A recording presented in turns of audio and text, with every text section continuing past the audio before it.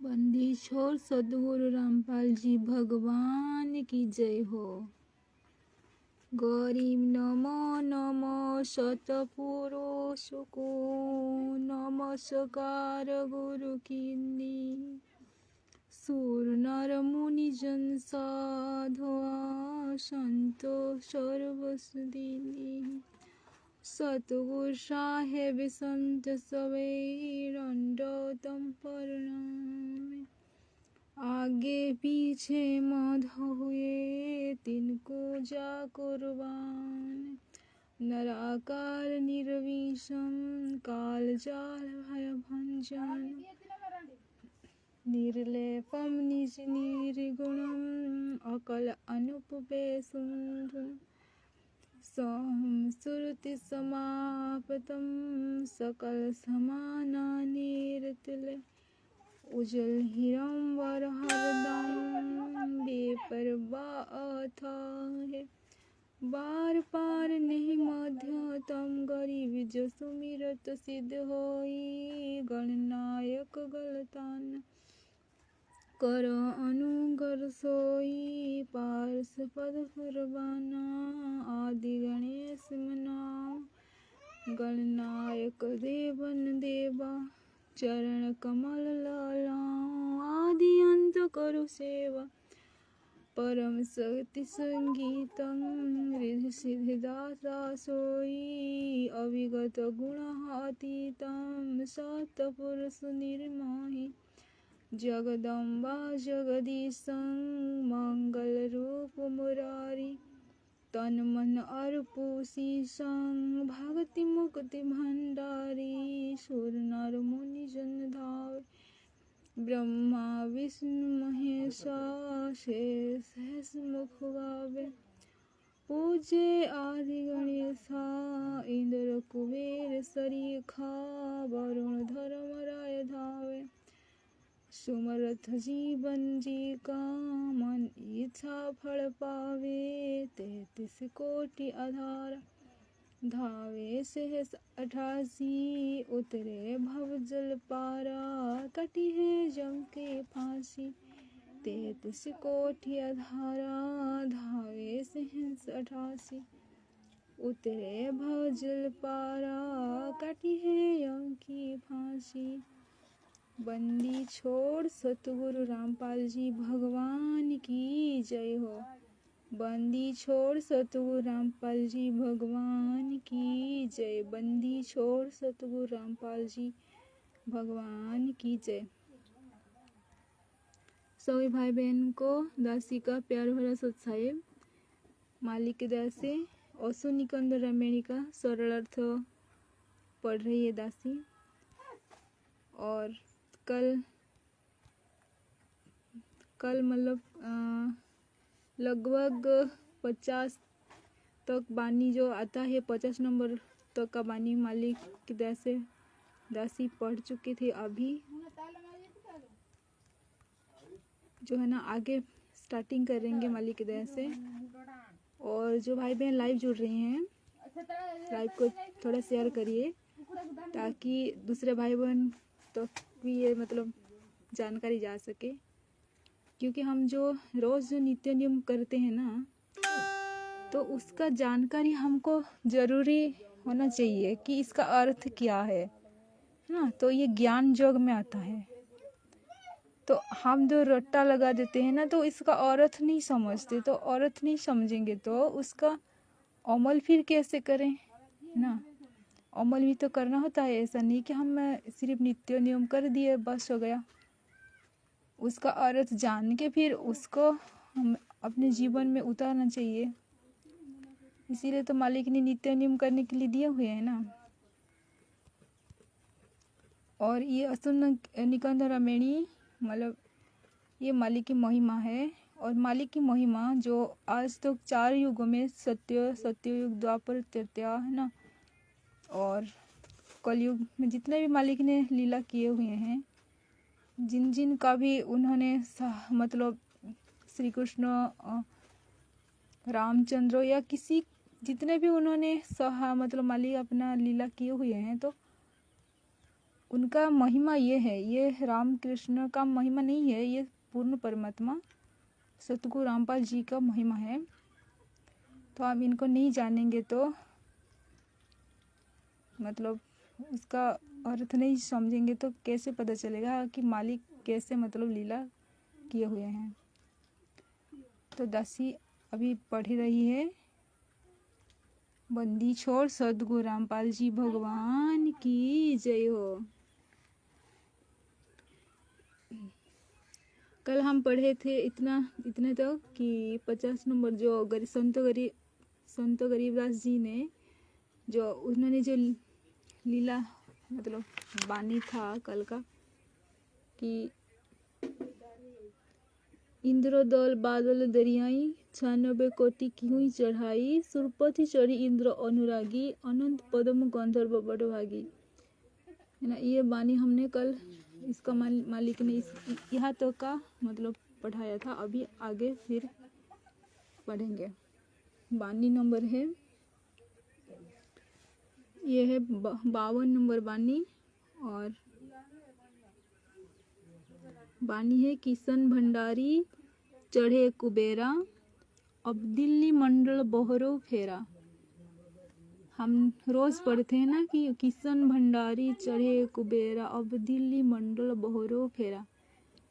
तो इसका सरल अर्थ है, एक समय गांव छुड़ानी में 9 जोगेश्वर आकाश मार्ग से आकर संत गरीबदास जी के खेत में उतरे। उनको किसी ने बताया था कि गांव छुड़ानी में सिद्धि वाले महात्मा गरीबदास जी रहते हैं। वे गृहस्थ हैं, बाल बच्चेदार जाट किसान हैं। जोगेश्वर ने परीक्षा लेने की योजना बनाई और चले आए। शाम का समय था। बैसाख मास की शुक्ल पक्ष की चतुर्दशी मतलब 14 की शाम को संत गरीबदास जी के पास संदेश भिजवाया कि आपसे मिलने के लिए योगेश्वर आए हैं।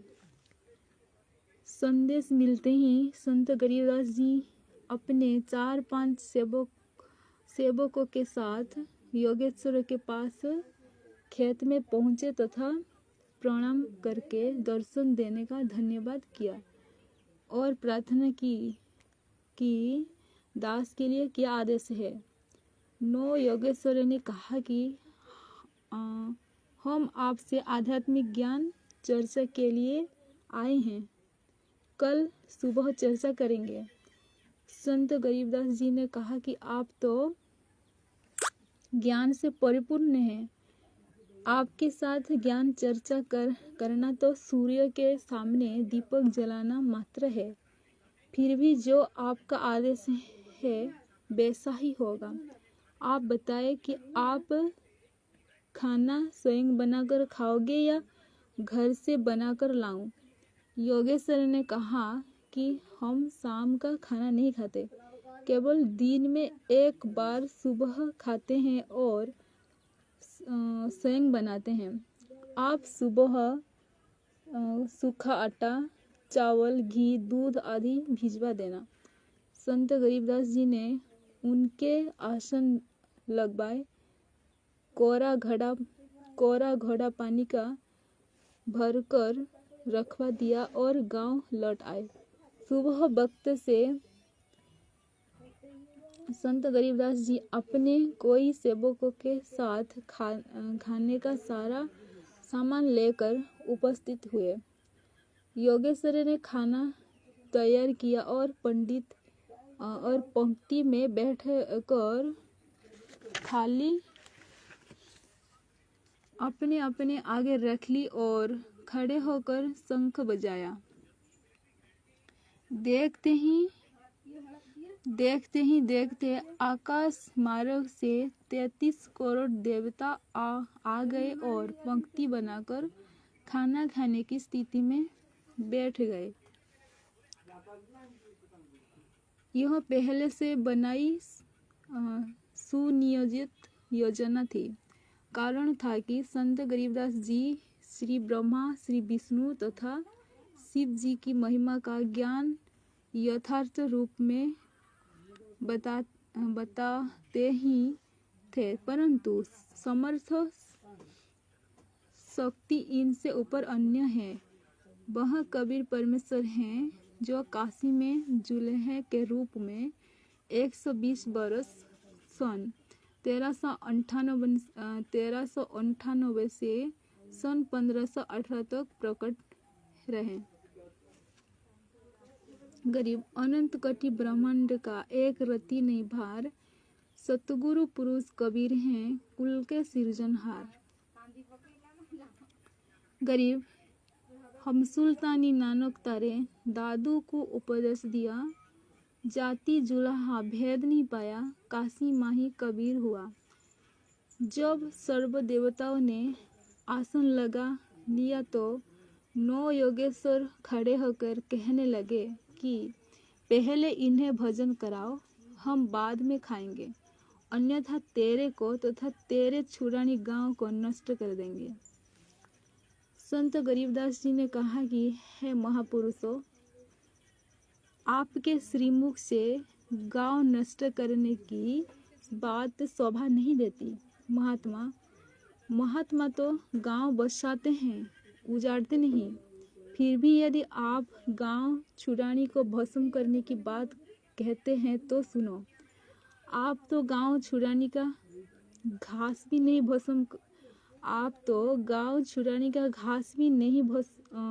भस्म नहीं कर सकोगे। पहले अतिथियों को भोजन कराता हूँ। यह कहकर संत गरीबदास जी ने अपने परमेश्वर तथा सतगुरु कबीर जी को प्रणाम किया, याद किया। फिर अपने सेवक धारीदास के कमर पर हाथ मारा और कहा, एक थाली में बचा हुआ भोजन डाल दे जो योगेश्वर ने बनाया था। भोजन योगेश्वर ने अपनी थाली में डाल दिया था तथा शेष को कहा था कि हे गरीबदास, आप अपनी थाली में डाल कर हमारे साथ अलग बैठकर खाओ। संत गरीबदास जी ने कहा था कि पहले आप खाओ, आप हमारे अतिथि हैं, मैं बाद में डालकर खा लूँगा।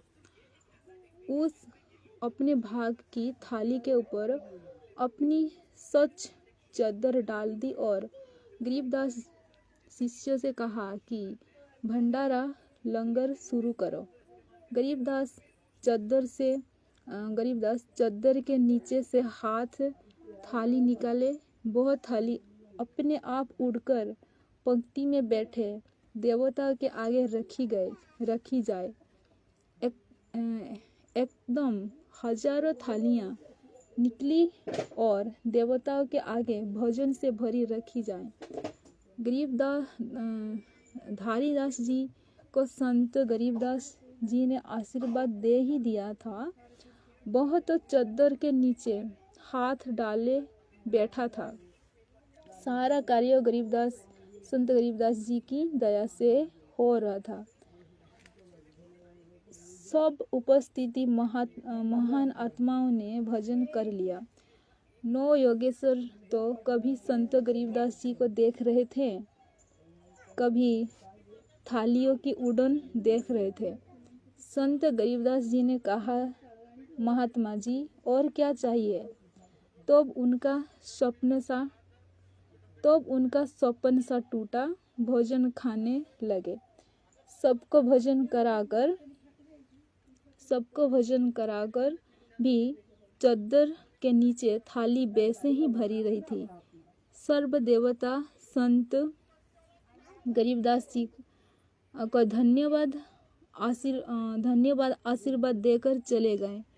9 योगेश्वर भी कुछ देर चर्चा करके आकाश मार्ग से चले गए तथा कहा कि जैसा आपके विषय में सुना था, आप उससे कहीं अधिक सिद्धि वाले हो।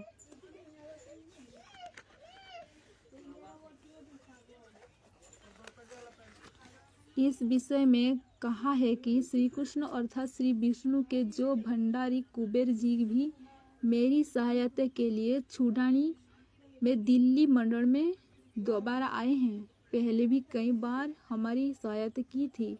भावार्थ है कि उदाहरण जैसे एक 1.5 वर्ष का लड़का दीवार के साथ कोने में खड़े मुसल को कास्ट का डंडा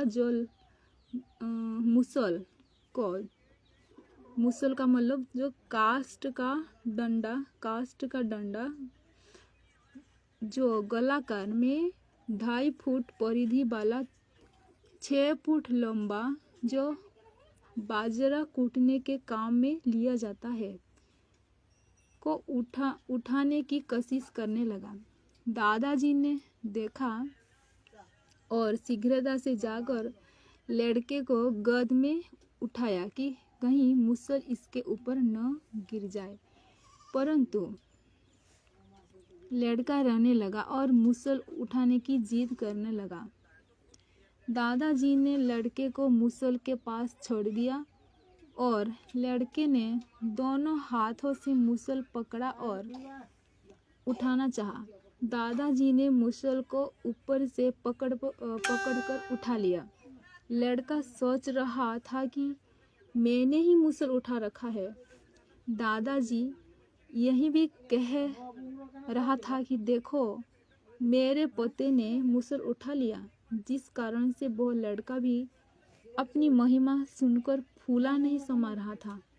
वो अपनी बुद्धि से तो पक्का मान रहा था कि मैंने ही मुसल उठा रखा है, परंतु वास्तविकता तो इससे हटकर ही थी।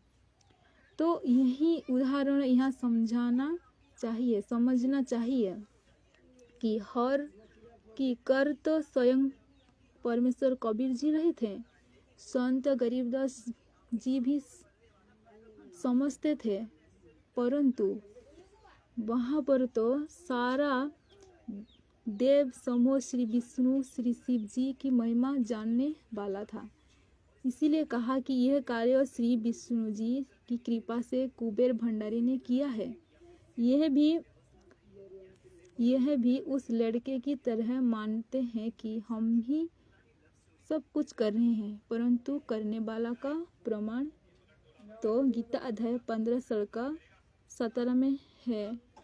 कहा है कि उत्तम पुरुष यानी पुरुषोत्तम तो गीता अध्याय 15 के ही श्लोक 16 में कहे स्वर पुरुष और अक्षर पुरुष से अन्य ही है, जिसको परमात्मा कहा जाता है, जो तीनों लोकों में प्रवेश करके सबका धारण पोषण करता है।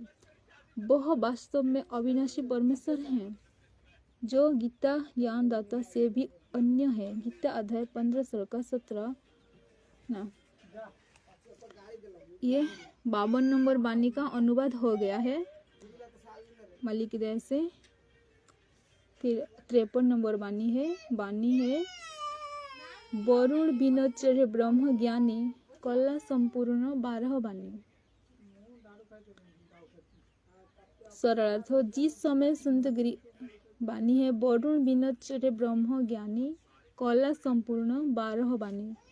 सरलार्थ है जिस समय संत गरीबदास जी ने 33 करोड़ देवताओं तथा 9 योगेश्वर को भोजन खिलाया, उसमें जल भी थाली में रखे गिलासों में भरा था। उसका श्रेय संत गरीबदास जी वरुण जल के देवता को दे रहे हैं कि वरुण देव ने चढ़कर अर्थात प्रेरित होकर जल की पूर्ति की। वे बहुत ब्रह्म ज्ञानी तथा नम्र बोलचाल वाले हैं। जल के मामले में पूर्ण कला शक्ति वाले हैं। 12 वाणी का अर्थ है पूर्ण मालिक। यहाँ पर भी उस 1.5 वर्ष के लड़के का उदाहरण समझे। संत गरीबदास जी को सब पता होते हुए भी कह रहे हैं कि मुसल लड़का उठाकर चल रहा है। यदि उस बच्चे को कोई कह देता है कि मुसल तो तेरा दादाजी ने उठा रहा है। जब वह ऊपर देखता है तो कहता है, छोड़ दे दादाजी। दादाजी कैसे छोड़े? उसको पता है कि छोड़ते ही मुसल गिर जाएगा और चोट मार देगा, बच्चा भी घायल हो जाएगा। एक दो का और सिर फोड़ेगा। यदि दादाजी मुसल नहीं छोड़ता है तो लड़का अपनी बेइज्जती समझकर रोने लगता है। इसीलिए उस बच्चे को बताया नहीं जाना चाहिए कि मुसल तेरे दादाजी ने संभाल रखा है। पता होते हुए भी यही कहना पड़ता है कि मुसल को लड़के ने ही उठा रखा है। ठीक यही सटीक अर्थ समझना चाहिए। इन देवताओं के सामर्थ्य और पूर्ण परमात्मा कबीर जी की शक्ति में।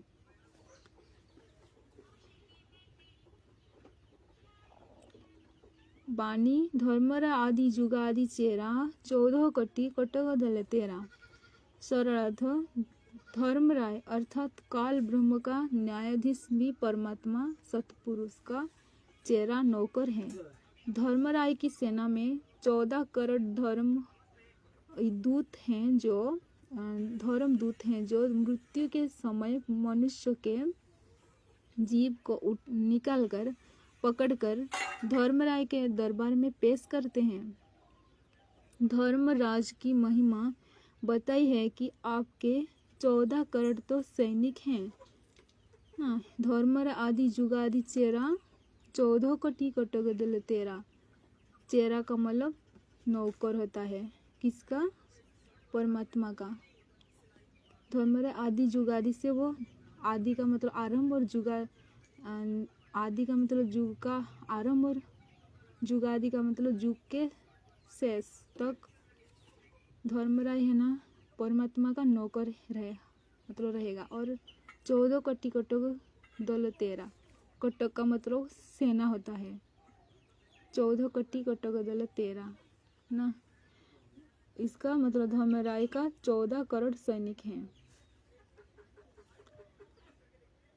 फिर आगे बानी है, चित्रगुप्त के कागज माही जेता उपजा सतगुरु साईं। चित्र तथा गुप्त 2 धर्मराय के दूत लेखाकार हैं। चित्र तथा गुप्त, चित्रगुप्त के कागज माही, चित्रो तथा गुप्त ये 2 हैं, है ना, एक नहीं है। चित्रो तथा गुप्त ये 2 हैं, 2 धर्मराय के दूत लेखाकार हैं। सर्व मनुष्य का गुप्त लेखा रखते हैं, प्रत्येक मानव के साथ रहते हैं। वे सर्व जीवों का हिसाब रखते हैं। पूरी सृष्टि काल लोक का हिसाब चित्रगुप्त के पास है। ये गुप्त फिल्म बनाते रहते हैं। उसकी एक कॉपी धर्मराय के दरबार में फैक्स कर देते हैं, ईमेल कर देते हैं। जो चित्रगुप्त के कागज अर्थात कॉपी में लिखा है, यह सब सतगुरु अर्थात कबीर परमेश्वर ने उत्पन्न किया है।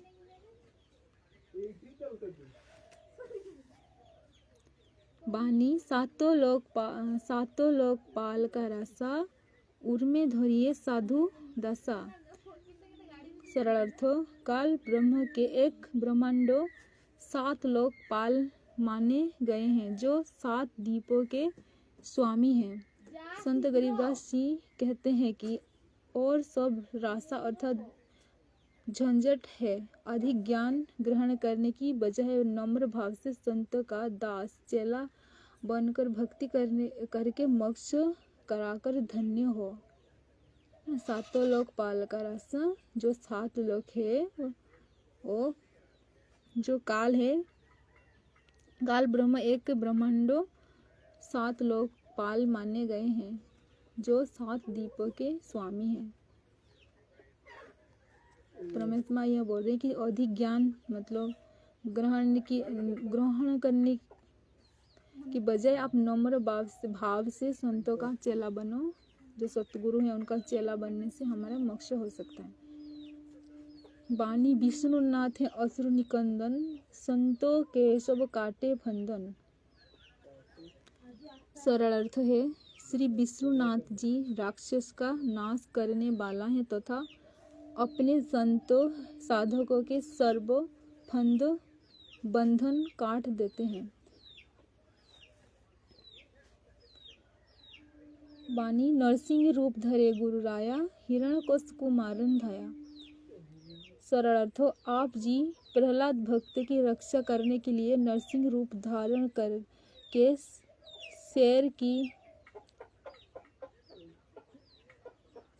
की धुराए और हिरण्यकश्यप राक्षस राजा को मारने के लिए दौड़े, उसका नाश किया, जनता सुखी हुई। बानी शंख चक्र गदा पदम विराजे, भाल तिलक जाके उर साजे। सरल अर्थ, आप जी हाथ में शंख चक्र गदा पदम लिए हो। आप जी के मस्तक के उर अर्थात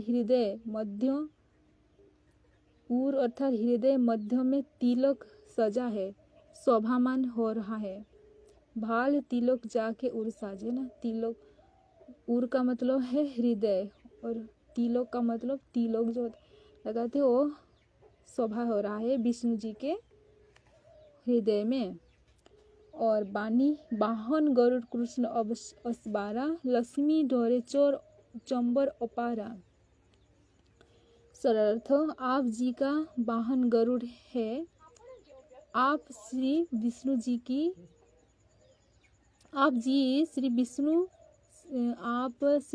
जी ही कृष्ण रूप में जन्मे थे। आप जी का सत्कार आपकी धर्मपत्नी लक्ष्मी जी विशाल चंबर आपके सिर पर ढूरा मतलब कर घुमाकर करती है। भावार्थ है कि जिस व्यक्ति की पत्नी ऐसी सेवा करती हो तो उसमें गुण भरपूर होते हैं। रावण महारावण से मारे, सेतु बांध से न दौलत्यारे। जोरासिंह और बाली खपाए, कंस कैसी चारण हो राय। सरल अर्थ है, विष्णु जी आप जी ने रावण के भाई महारावण को मारा तथा समुद्र पर सेतु पुल बनाकर रावण से लड़ने के लिए सेना की टुकड़ियां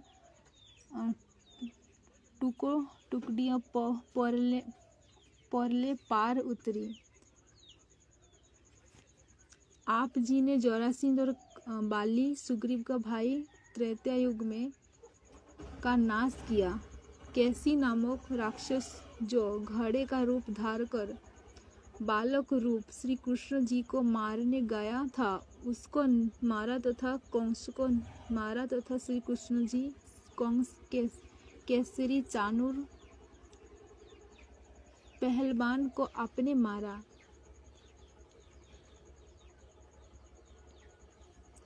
फिर बानी है, काली दो में नागी ना था, शिशुपाल चक्र से काटा माथा।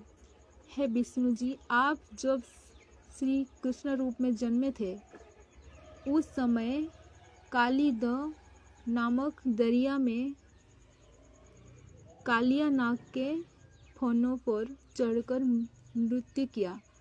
फिर उस नाग की नाक में डोरी डाली, जैसे बैल की नाम में रस्सा डालते हैं, और शिशुपाल अनाड़ी का मस्तक सुदर्शन चक्र से काटकर मौत के घाट उतारा। तो हो गया काली दो में नागिना था, शिशुपाल चक्र से काटिया में था। बानी काल्यवन मथुरा पर धाये, 18 कटी कटक चढ़ी आए, 18 कटी कटक दल चढ़ी आए, मुचकंदर पर पीताम्बर डारिया, काल्य वंजहा बेगी सिंघारिया। सरल अर्थ कहते हैं कि कंस की मृत्यु जब श्री कृष्ण ने कर दी तो उसका ससुर काल्यवन बदला लेने की भावना श्री कृष्ण को मारने के लिए 18 करोड़ सेना लेकर मथुरा की ओर शीघ्रता से दौड़ा तथा चढ़ाई कर दी। चढ़ाई करना, हमला करना।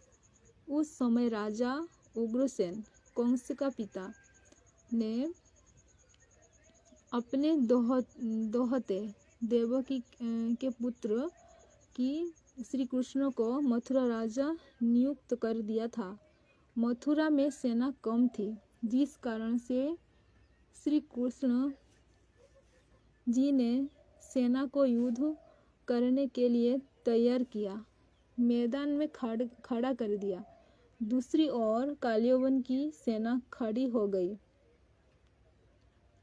कुछ दिन पहले नारद मुनि जी ने श्री कृष्ण जी को बताया था कि थोड़ी दूर पर एक गुफा है, एक मुचकुंद नाम का राजा सो रहा है। वह 6 महीने सोता और 6 महीने जागता है। यदि उसको सोते हुए 6 महीने होने से पहले जगा देता है तो मुचकुंद की आंखों से अग्निबाण छूटते हैं, जगाने वाला मारा जाता है। श्री कृष्ण जी भी रथ पर सवार होकर लड़ाई के लिए तैयार होकर काल्यवन के सामने आ गए। श्री कृष्ण जी ने देखा कि काल्यवन की सेना हमारी सेना से कई गुना अधिक है, तो लड़ाई से विजय संभव न जानकर नारद जी की बात याद आई और काल्यवन को मुचकुंद से मरवाने की योजना बनाई। काल्यवन को युद्ध के लिए ललकारा, सेना लड़ने लगी। काल्यवन भी श्री कृष्ण के साथ युद्ध करने के लिए आगे बढ़ा तो श्री कृष्ण जी रण छोड़कर रथ सहित भाग लिए, जिस कारण से श्री कृष्ण को रणछोड़ भगवान कहा जाने लगा। श्री कृष्ण जी ने रथ को गुफा के सामने छोड़ा, स्वयं गुफा में प्रवेश कर गए। काल्यवन सब देख रहा था, वह भी पीछे पीछे गुफा में गया। श्री कृष्ण जी ने अपना पीतांबर, पीला वस्त्र, चद्दर जो पीले रंग की थी, मुचकुंद के ऊपर डाल दी और स्वयं गुफा में थोड़ा आगे जाकर अंधेरे में छिप गया। काल्यवन मुचकुंद को श्री कृष्ण जानकर पैर पकड़कर मोड़ा और कहा, कायर उठ, यहाँ क्यों छिप गया? आज तेरा काम तमाम कर दूंगा। मुचकुंद की नींद खुल गई, आंखों से अग्निबाण छूटे और काल्यवन मारा गया। श्री कृष्ण जी ने काल्यवन के शव को घसीटकर दोनों सेनाओं के बीच में डाल दिया। जब काल्यवन की सेना को पता लगा कि उनका राजा मारा गया तो अपनी हार मान ली, हथियार डाल दिए, राजा का शव लेकर चले गए, परंतु चेतावनी दे गई कि दूसरा राजा नियुक्त होने के पश्चात फिर लड़ाई करने आएंगे। श्री कृष्ण जी ने सोचा कि यहाँ रहना उचित नहीं है, इसीलिए मथुरा वृंदावन को त्याग कर वहाँ से 1600 किलोमीटर दूर गुजरात प्रांत में समुद्र के अंदर एक लंबा चौड़ा टापू था, जिसके 3 ओर समुद्र था, केवल एक खाली था। उसका एक द्वार होने के कारण उस टापू का नाम द्वारिका एक द्वार वाली नगरी पड़ा। श्री कृष्ण जी ने सब सेना को उस द्वार पर रख लिया और मथुरा की सब जनता को लाकर उस एक रास्ते वाले टापू द्वारिका में बस गए। यह टापू लगभग 100 मील लंबा तथा 12 मील चौड़ा था, परंतु आगे वाला हिस्सा केवल 4 मील चौड़ा था तथा 6 मील लंबा था। इसके साथ साथ बाहर का क्षेत्र भी श्री कृष्ण के अधीन था। द्वारिका में नगर बनाकर रहने लगे। अंत में द्वारिका में 56 करोड़ यादव हो गए थे। लगभग 1 अरब की जनसंख्या श्री कृष्ण के वंशज यादव हो गई थी। पुरुष 56 करोड़ थे, स्त्रियां भी लगभग बराबर थी। 64 और 65 नंबर वाणी हो गया मालिक से।